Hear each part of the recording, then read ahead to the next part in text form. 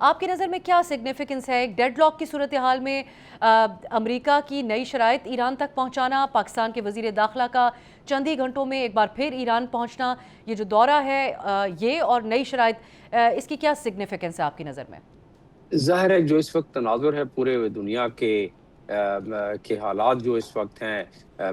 Hormuz کی وجہ سے، اس جنگ کی وجہ سے جو تذبذب ہے، جو اضطراب ہے، جو معاشی مخدوشیت ہوتی جا رہی ہے، جو درد بڑھتا جا رہا ہے معیشت کا پوری دنیا میں اور امریکہ میں، تو اس کے بعد ایک پریشر تو پڑتا ہے جس کو گراس روٹ لیول پریشر کہتے ہیں، جو کہ امریکہ میں بھی پڑا ہے۔ لیکن اس کی تو ادراک زیادہ نہیں تھا اب تک ڈونلڈ ٹرمپ کو، لیکن محسوس ہو رہا ہے کہ ان تمام دباؤ کا ڈونلڈ ٹرمپ کے ذہن پر بھی دباؤ بڑھ رہا ہے، اور ان کے ذہن پہ جو دباؤ بڑھ رہا ہے اس میں سب سے بڑا دباؤ ہے صہیونی لابی کا، جو کہ نیتن یاہو کی شکل میں بار بار ابھر کے سامنے آ جاتے ہیں۔ تو اس لحاظ سے اگر دیکھا جائے تو ہم نے دیکھنا یہ ہے کہ وزن کس کا زیادہ بڑھ جاتا ہے، صہیونی لابی کا یا امریکن عوام کا، جو کہ قسم پرسی کی طرف بڑھتے جا رہے ہیں، جو پے چیک ٹو پے چیک رہتے ہیں، جو کہ پرائس ہائیک کو بھی برداشت سے باہر سمجھتے جا رہے ہیں۔ ایک تو یہ ڈونلڈ ٹرمپ کی بات، اور ڈونلڈ ٹرمپ جو ہے اس میں اپنی ایک طرف تو ڈپلومیسی کی کچھ بات کرتے ہیں، پھر فوراً اس دھمکی کی طرف آ جاتے ہیں، اس تھریٹ کی طرف آ جاتے ہیں، جو کہ بہت ناگوار گزرتا ہے۔ ایک عزت و ناموس و تکریم والی قوم، جو کہ پرانی تہذیب بھی ہو ایران جیسی، تو اس کے لیے بہت مشکل ہو جاتا ہے کہ وہ اس کو ایبزارب کر جائے، اور یہی ہو رہا ہے۔ اور یہ ہو اس لیے رہا ہے کہ ایک اس میں جو تیسرا فریق ہے، جو سب سے اہم فریق میں سمجھتا ہوں اسرائیل، اس کی کوشش یہی ہے کہ بڑے دنوں کے بعد ان کے خواب پورے ہوئے ہیں کہ کسی صدر نے پچھلے 5 صدور کو یہی ریکویسٹ کی گئی تھی امریکہ میں کہ کس طرح ایران پر چڑھائی کر دی جائے، لیکن یہ چھٹے صدر نے یہ کام کر دکھلایا، تو اب وہ چاہتے ہیں کہ اسے پیچھے نہیں ہٹنا چاہیے۔ تو اب دیکھنا یہ ہے کہ دنیا کا وزن، امریکہ کا وزن، اپنی کانگریس کا وزن، آنے والے دنوں میں جو ان کا مڈ ٹرم الیکشن ہے اس میں ہارنے کا دباؤ، وہ کس دباؤ میں زیادہ لچک دکھانے کی کوشش کرتے ہیں۔ نظر یہی آ رہا ہے، جو کہ لیٹر آف انٹینٹ کی بات ہو رہی ہے، یعنی کہ ایم او یو کی بات ہو رہی ہے، کہ ابتدائی طور پر صرف اتنا راضی نامہ ہو جائے کہ یہ جنگ بندی جاری رہے، دونوں طرف سے ہرمز کھل جائے اور دروازہ کھل پڑے وہ ونڈو آف 30 ڈیز کا، جس میں کہ وہ تمام گفتگو جو جے ڈی وینس کر کے گئے تھے اور جاتے جاتے بتا کے گئے تھے کہ صرف ایک نقطہ سب سے پیچیدہ تھا، جو کہ انرچمنٹ کا اور نیوکلیئر پروگرام کا، وہ اگر حل ہو جاتا تو مسئلہ ہم کافی حد تک حل کر لیتے اور شاید ہم کسی ڈیل تک پہنچ جاتے، لیکن بدقسمتی سے یہ نہیں ہوا، اور وہ چلے، انہوں نے کہا کہ میں جا رہا ہوں ادھر سے۔ تو وہی نقطۂ آغاز تھا، وہی وجہ تھی جنگ کی، لیکن جو سبب بن گیا، جو کاز بن گئی جنگ کی، وہ بھی اہمیت اتنی اختیار کر گئی، وہ آبنائے ہرمز ہے۔ آبنائے ہرمز کی وجہ سے اب یہ درد، یہ تکلیف پوری دنیا میں بڑھتی جا رہی ہے۔ پہلے جنگ تھی تو وہ مڈل ایسٹ میں ہی زیادہ اس کا درد و تکلیف سمجھا جا رہا تھا، آبنائے ہرمز اگر کھلی رہتی اور یہ تھوڑی بہت اگر یہ نوک جھوک چل رہی ہوتی تو دنیا اتنا ان کی چیخیں نہیں نکلتی۔ اب جب کہ پاسداران نے کہہ دیا ہے کہ ہم نے ایک اتھارٹی بنا لی ہے، اور ہم نے انٹرنیشنل قانون کے تحت وہ اتھارٹی بنائی ہے، عمان نے اور ایران نے، جن کی ٹیریٹوریل ساورن ٹیریٹوریل علاقے سے وہ گزرتی ہے آبنائے ہرمز، حوالہ دے رہے ہیں غالباً کہ United nations law of high seas کی آرٹیکل 24 کا، جس کے تحت یہ اجازت ہے ان کنٹریز کو جن کے ٹیریٹوریل ساورن ٹیریٹری سے گزرتی ہیں آبنائیں، کہ وہ اپنا ایک فریم ورک بنائیں۔ اسی طرح ان کا آرٹیکل 17 ہے، وہ انوسینٹ ویسلز کو کہتا ہے کہ آپ بالکل اس میں سے گزر گائے کریں، لیکن کچھ کنڈیشن، تو بہرحال انہوں نے ایک اتھارٹی بھی بنا لی ہے، جس کے تحت آج 26 کے قریب جو میری ٹائم ویسلز ہیں وہ ادھر سے گزر بھی چکے ہیں۔ اس کا مطلب آبنائے ہرمز تو تقریباً کھل گئی ہے ایک کنڈیشن کے ساتھ۔ اب اس میں صرف فائن ٹیون کرنی ہے کہ اناؤنس کرنا ہے کہ جی آبنائے ہرمز کھل گئی ہے۔ یہ اتھارٹی وہ کہہ رہے ہیں کہ ہم انٹرنیشنل، یعنی ایران کہہ رہا ہے کہ ہم انٹرنیشنل اداروں سے مل کر اور اپنے پڑوسی ملک جیسے کہ عمان ہے، ان کے ساتھ مل کر ہم نے ایک اتھارٹی بنا لی ہے، اور اس کے تحت آبنائے ہرمز کھولنے کو ہم تیار ہیں، ماں سوائے وہ ویسل جو کہ ہمارے دشمنوں کی ہیں اور جی ملٹری کے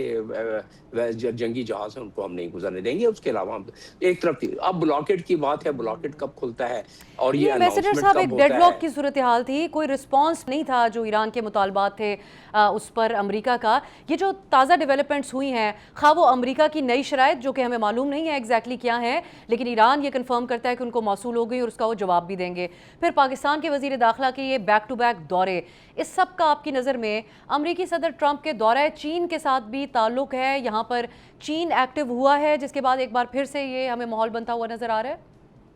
لیکن چین کے بارے میں ایک بات واضح ہونی چاہیے کہ چین کبھی ظاہراً کسی بھی کانفلکٹ میں ایکٹیو نہیں ہوتا ہے, باطناً ہمیشہ یعنی پس پردہ رہ کے وہ کافی مدد کر رہا ہوتا ہے. ویسے تو چین نے اس معاملے میں اپنے نکات پیش کیے میں 4, اور وہ انٹرنیشنل قانون کے عین مطابق ہے کہ کسی ملک پر دوسرے ملک کو چڑھائی کرنے کا یعنی ایک طرفہ حملہ کرنے کا کوئی اختیار نہیں ہے. انٹرنیشنل قانون کی خلاف ورزی کو نہیں کرنا چاہیے, انٹرنیشنل قانون کے تحت آبنائے حرمز کو جاری رہنا چاہیے. انریچمنٹ کا حوالہ بھی انٹرنیشنل قانون کے مطابق 3-4 پوائنٹ انہوں نے دے دیے اپنے, اور اسی پر وہ قائم ہے. لیکن جو اس کے نیٹی گریٹی ہیں, اس کے جو مزید نفاست والی باتیں ہیں, وہ یہ ہے کہ ظاہر ہے ایران کو مدد چاہیے. ایران کے ساتھ 2022 میں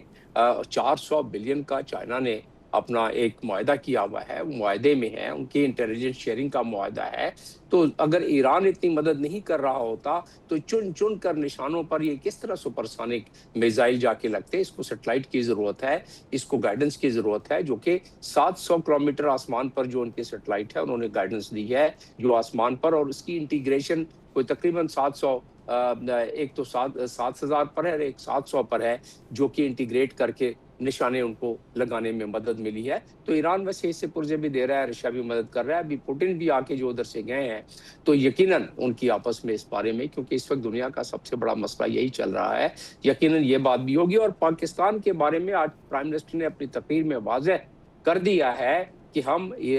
چائنا کے ساتھ ان کنسلٹیشن اس امن کی کوشش کر رہے ہیں, اور ہم اس سے پہلے بھی یہی کام کرتے رہے. جب بھی ہم نے کوئی انٹرنیشنل انیشیٹو لیا ہے یا جیو پولیٹیکل انیشیٹو لیا ہے تو ہم نے چائنا جیسے دوست کو اپنے ساتھ رکھے. اس معاملے میں تو ہم نے مڈل ایسٹ کے بھی کافی کنٹریز کو بھی ساتھ اپنے رکھا ہوا ہے اور ان کے ساتھ مل کے کر رہے ہیں, قطر بھی. تو میرا کہنے کا مقصد یہ ہے کہ ہم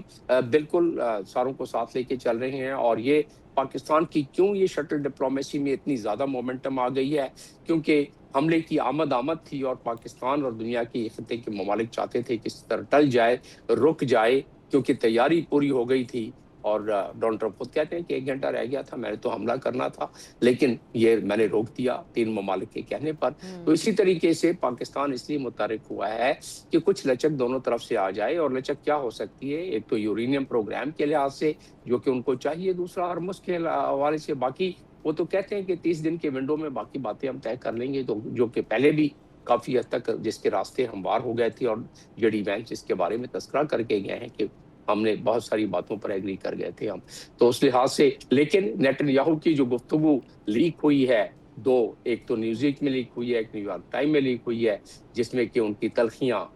جو گفتگو میں ڈونلڈ ٹرمپ کی نیتن یاہو کی, اور نیتن یاہو کو ڈونلڈ ٹرمپ کہتے ہیں کہ اب تو میں جو کہوں گا وہ کرے گا, اللہ کرے کہ ایسے ہی ہو, اور جو وہ کہے وہ کرے. اس سے پہلے تو ایسا نہیں ہوا ہے, کیونکہ اسرائیل لابی ہمیشہ اس معاملے میں سبقت لے جاتی ہے. جی آخر میں بیسٹر صاحب ٹو کنکلوڈ, جیسے ایران کے جو سفیر ہیں چین میں, ان کے بیان کا, جس میں وہ کہتے ہیں کہ چین صرف اس وقت کسی مذاکرات یا سلسلے کا حصہ بنتا ہے جب ان کو مثبت نتیجے کے حوالے سے امید ہو. سو ایک باقاعدہ ایران کا مطالبہ تھا کہ ایک گارنٹر کوئی بڑا ملک سامنے آئے, کیونکہ وہ امریکہ پہ اعتماد نہیں کرتے ہیں اور اسرائیل پہ اعتماد نہیں کرتے ہیں. سو چین آبویسلی, اس طرح آپ نے بھی بات کی کہ وہ باقاعدہ ثالث کے طور پہ یا ایک فریق کے طور پر تو سامنے نہیں بن آیا ہے, لیکن کچھ اعتماد سازی کا ایسا ماحول بنا دیا ہے کہ آج یہ امید کی جا سکتی ہے کہ اگر آئندہ 2-4 دنوں میں نہیں لیکن عید کے بعد مذاکرات کا ایک اور راؤنڈ ہو سکتا ہے اسلام آباد میں. جی ہاں, لیکن عید سے پہلے ہی یہ جو شنید ہے, جس کی وجہ سے محسن نقوی جو شٹل ڈپلومیسی کی اتنی تیز رفتار انہوں نے شروع کر دی ہے, وہ یہ ہے کہ کم از کم جو لیٹر آف انٹینٹ جس کا ذکر ہو رہا ہے وہ سائن ہونے کے بعد پھر جو مجلس ہے, یعنی کہ جو اجلاس ہے, جو مذاکرات ہے, وہ انشاءاللہ اسلام آباد میں حج کے بعد, عید کے بعد اس کا تذکرہ کیا جا رہا ہے، اور وہی چائنا بھی اس میں انٹرسٹڈ ہے. آپ بالکل صحیح کہہ رہی ہیں کہ چائنا اس معاملے میں جب اپنی گردن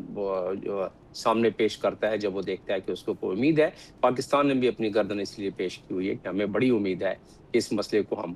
کسی نہ کسی طریقے سے امن کی طرف لے جائیں گے، لیکن صرف اسرائیلی لابی کی وجہ سے ہمیں خدشہ اور خطرہ رہتا ہے، اور وہ خدشہ اور خطرہ ڈونلڈ ٹرمپ خود بھی بتاتے رہے ہیں، لہٰذا اس میں کوئی شک و شبہ نہیں ہونا چاہیے. We are walking on a razor edge and any time any thing can happen, but we are quite hopeful کہ یہ اس میں کوئی امن کی طرف، کیونکہ یہ امریکنز کے فائدے میں بھی ہے، دنیا کے فائدے میں بھی ہے، ریجن کے فائدے میں بھی ہے، اسرائیل کے علاوہ تمام کے فائدوں جی. میں ہے. لہٰذا وہ امید اسی کی کرنی چاہیے. اور بیفور یو گو ایمبیسڈر صاحب، کیونکہ آپ سفارتی زبان کو زیادہ بہتر انداز میں سمجھ سکتے ہیں، تو یہ جو ٹون ہے ایران کے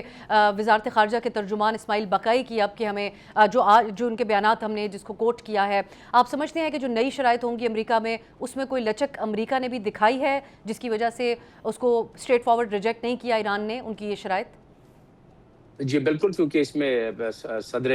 ایران کی طرف سے بھی، مسعود پزشکیان کی طرف سے بھی اس چیز کا اندیا ملا ہے کہ diplomacy would have its chance and we will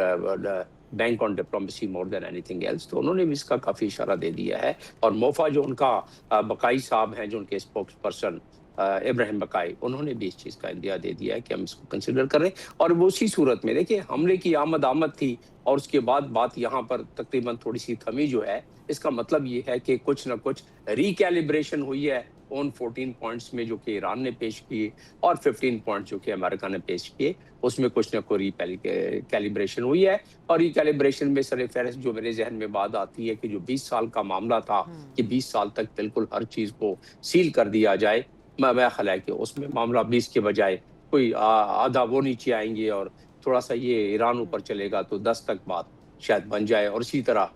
third country کے بارے میں شاید رشیا یا at least the international oversight within Iran, اس پر کوئی راضی نامہ ہو جائے، جو کہ نتنیاہو نہیں چاہتے. لیکن اگر کوئی اس میں اچھا فریم ورک بن جائے گا افزودہ مٹیریل کے بارے میں، تو پھر جو اس وقت تلخی چل رہی ہے نتنیاہو. سبسکرائب کریں اور بیل دبائیں تاکہ کوئی خبر رہ نہ جائے.